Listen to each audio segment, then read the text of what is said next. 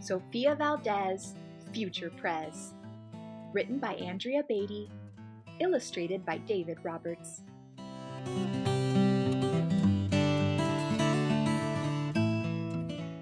Sofia was a baby who got things done, helping her family before she turned 1. She and Abuelo went out every week to help elderly friends around Blue River Creek, who couldn't get out and about on their own, and with no place to gather, were stuck home alone. Raking the leaves, taking pets for a walk, or just dropping by for a treat and a talk, Sofia Valdez did as much as she could for her family and friends and her whole neighborhood. A dreamer, a doer, a real-life go-getter. Most people like good, but Sofia liked better. Each morning, Abuelo walked Sophie to class. They walked home again along Blue River Pass, making plans, munching cookies, Abuelo and girl, except for that Tuesday when Pup saw the squirrel. With a howl, Pup took off, racing all through the town, over, under, beneath, and around. Sofia scrambled to try to keep up with the hollering man and the bellowing pup. Up the squirrel ran to the top of a hill, made of leftover junk for the local landfill. They reached the tip-top of that mountain of trash, which jiggled and broke with an ear-splitting crash. Down they all tumbled and hit with a thud on a moldy old pumpkin surrounded by mud. "Ouch!" cried Abuelo. He struggled to stand. "A dangerous mess," he said, grasping her hand. The next day, Sofia walked to school solo, but it wasn't the same without her Abuelo. "This is not right," declared young Sofia, who glared at Mount Trashmore and got an idea. The very next morning, at dawn, she planted a sign at the front of the lawn. She stood back and smiled, and Pup gave a bark. "Get rid of Mount Trashmore. Let's build a new park." Each of her neighbors had something to say about benches and fountains and places to play, meeting spots, gardens, a basket for bees, a rubber duck pond, and a kiosk for cheese. She drew every thought on her map of the park, which was perfectly perfect by a quarter till dark. She drifted to sleep in her soft, cozy bed. Then, bam! She woke up when a thought smacked her head. Her heart skipped a beat as she realized each one of her neighbors had said, "Let me know when it's done." They all thought Sofia could build it alone. But how could one girl do so much on her own? The weight of that thought made her tender heart ache as night thunder growled and she lay wide awake. Then dawn brought a storm, and the gloomy sky wept, and the heartsick Sofia finally slept. Abuelo baked cookies when Sophie got up. He gave her a bagful and sneaked one to Pup. He blinked back a tear as he hugged his Sofia.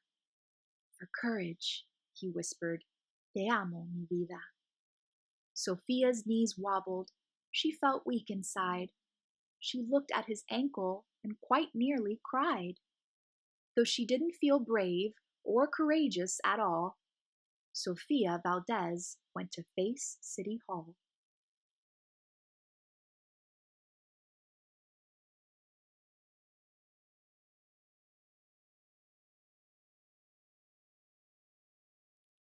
The mayor's office sent her to room 401, the Blue River Creek Department of Fun.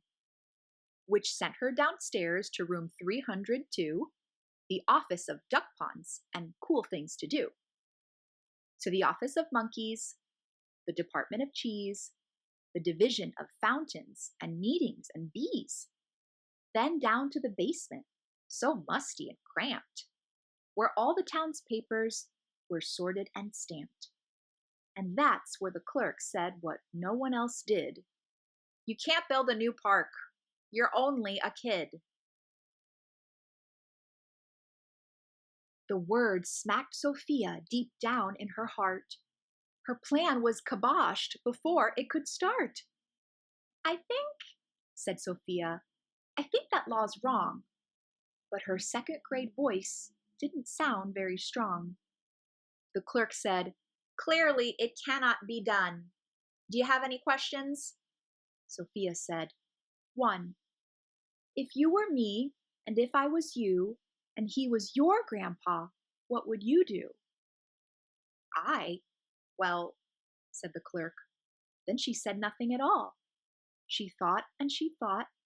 Then she sent out a call to every employee throughout City Hall.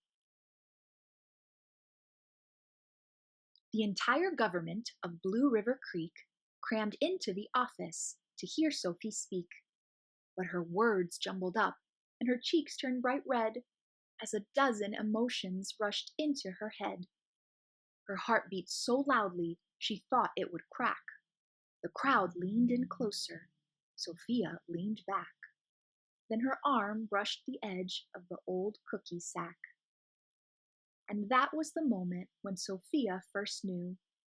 Being brave means doing the thing you must do, though your heart cracks with fear, though you're just in grade 2. She took a deep breath, looked the mayor in the eye, and though her knees wobbled, she held her head high. Sophia started talking. She spelled out her plan, and why it all mattered, and how it began. And once she got rolling, she had lots to say about meeting spots, monkeys, and places to play, and other ideas for things they could do to help the town elders and other folks too. She had thoughts on the library, thoughts on the zoo, and perhaps a way to combine the two. And "All right," cried the mayor, "go start a petition. If the town wants a new park, we'll form a commission." And so young Sophia got right to work, with some help from her family and pup and the clerk. Then others joined in, not all, but a few, like Miss Lila Greer and the kids in grade 2. There were hearings and surveys and taxes to figure, then bulldozers, cranes, and a blue bigger digger. They all built that park. That's how it got done, with the hard work of, by, and for everyone. But it began with the dream of one person, just one, who laced up her shoes and then led the way to help Blue River Creek get a new place to play. Now, every evening, till long after dark, the town comes together at Citizens Park. They all hold this truth to be self-evident, that Sofia Valdez could grow up to be president. Until then, Sophia, that real-life go-getter, helps Blue River Creek get better and better. The end. Hope you enjoyed this story read by me, Star. Until next time, keep reading.